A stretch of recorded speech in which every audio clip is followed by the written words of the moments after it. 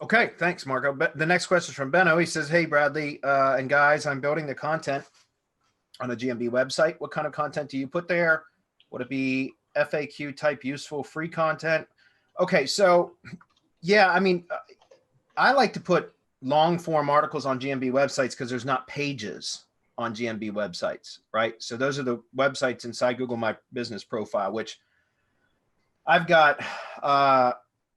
I'm not really going to talk about much here. I've got a mastermind webinar tomorrow, but I've been working a lot on a couple of projects, tree service projects that are brands, right? So big brands that I've created that are for lead generation assets.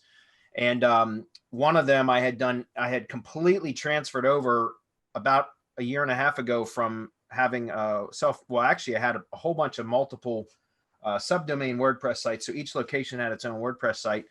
But that became a nightmare when I got to like 18 or 20 locations for that particular brand. It was just a freaking nightmare to maintain all those WordPress sites. So when we developed the local lease pro method about 2 years ago now, I guess, I had switched everything over to just GMB assets. Like, in other words, I had even just redirected all the subdomain URLs over to the GMB website and just got rid of all that shit because it made it so much easier to manage. And at that time, I went and took all the GMB websites and I would flesh those out with really good content because there's no pages, right?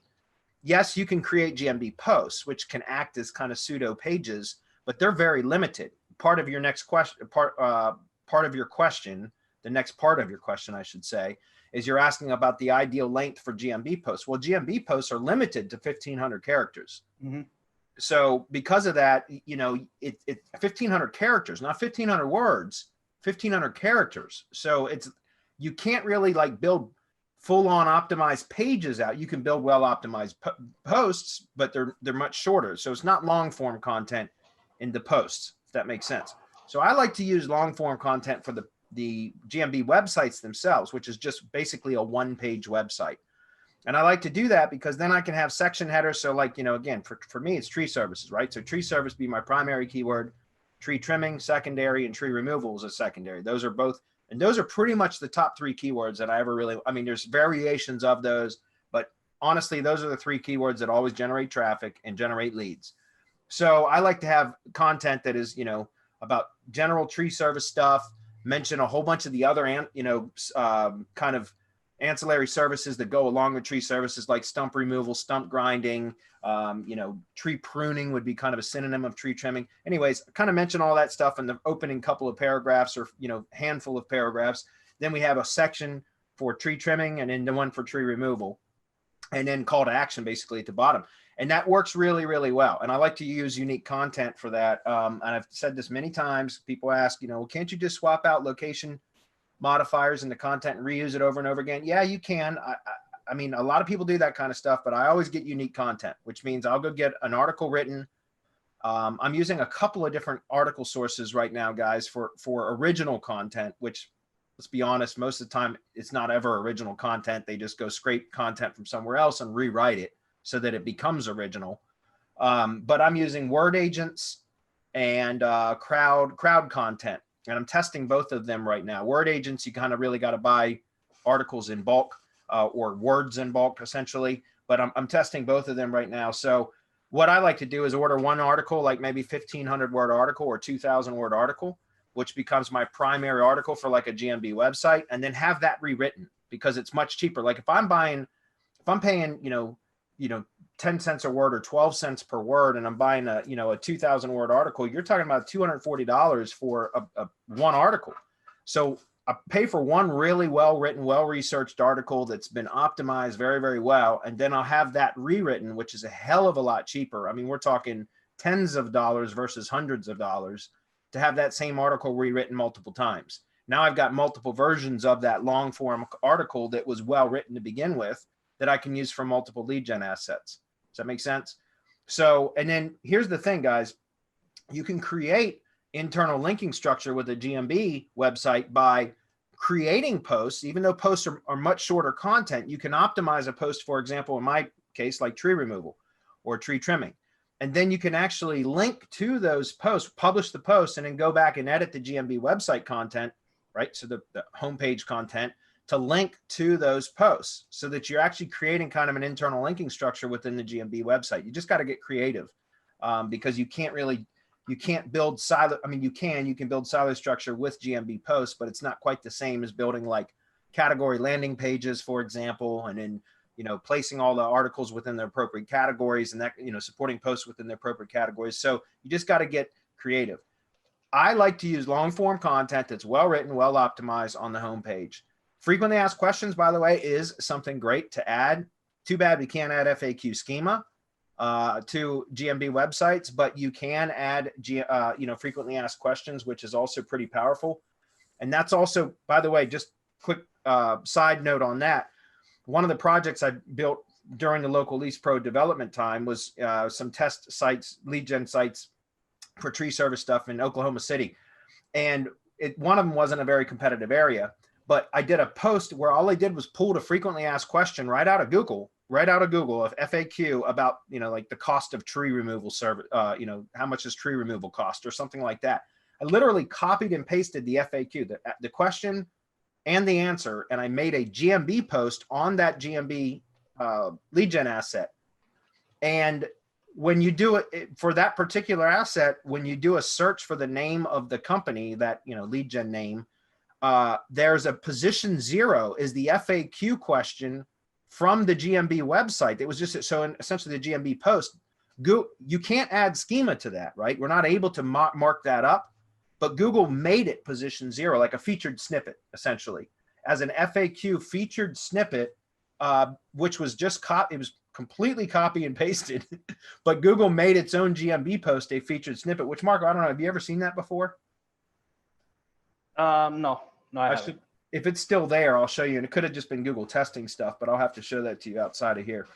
But so to answer your question, long form content is what I prefer to use. Well optimized, well organized content too, so that you're basically creating silo structure on one page. In other words, you know, with proper headings and you know, all that kind of stuff. And then also GMB posts is how you can start to add depth or additional relevancy for specific you know, categories or topics from your primary GMB website page.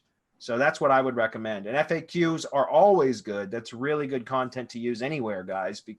Again, you could add several FAQs on the GMB website itself, but then you can extract each separate question and answer and make that a separate GMB post. And that works well too. Comments?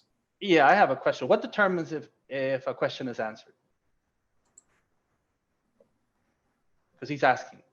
Does it matter as long as the question is answered? What determines if the question is answered? Having an answer, I guess. I don't know. Publishing an answer, right? It's whether the user who is doing the search, who's asking the question, finds it useful and clicks. Otherwise, right? That's the final signal to Google. I got my question answered and I clicked on it and I went and got whatever it was that I needed to get. So length doesn't matter. If you can do it in 3 characters and get that person to push, that's all you need. If it takes more, then that's what you need. We always say it depends. It always depends on how then the user, the person doing the query, is going to interact. As far as what you should be writing, well, Google tells you in the insights. Google gives you the words that people are searching. They give you the query. They give you how many users. You can set up an actual silo just from what Google gives you back, because they're usually related. And so why wouldn't you use all that information? It's all that information that's available to you that you can use to build everything inside the GMB. It's what we teach in local GMB Pro. It's what we do. And so there's no set rule other than answer the question and see if it's helpful. If not, you'll see the viewers and whether you get any clicks. You'll see it from calls. You'll see it from people giving you reviews and everything else. You get all kinds of signals that tell you whether you're answering a question or you're not, and whether they find the content interesting enough for them to interact with it. Yeah, but here's the thing. And so when I was talking about the length of content, it wasn't in trying to answer his question about, is that good? Is that enough to answer somebody's question? What I was doing was for ranking purposes, right? Mm-hmm. I like to use long form content on GMB websites because you can't build traditional like structure to that site like you can with a WordPress site. So that's why I like to use long form content for that. But for example, like, how much does tree removal cost, right? So this is just an example, guys. So right here, these questions are really, really good questions to repurpose, to use for your own content marketing needs, guys. And for GMB posts, it works great. We did training on this in Syndication Academy, but these are great GMB post types of questions, because you can literally go in here, and I've showed this before, but you can copy the question, copy the answer, and then you can link. Here's the thing. You can give credit back to where that question and answer was curated from. You can either do a hyperlink in the text body of the GMB post, which is a no follow link, because the button link, so like the call to action button in a GMB post is a do follow link, but the links within the text aren't. So that would be like, you can still link over to it, or you can just cite it like you would writing a research paper in college, right? Or in high school, which is you can just cite the source by giving credit without an actual hyperlink. It's perfectly fine to do that. And so these make great, but your GMB will get credit for that content, especially if somebody's searching within local proximity to that particular GMB. Your post will have a much greater chance of showing for that. So just keep that in mind. These are great. And every time you click through one of these guys, it pulls more questions in. So you can curate Q&As and FAQs, essentially, frequently asked questions, directly from Google. And it comes out to be a great content strategy.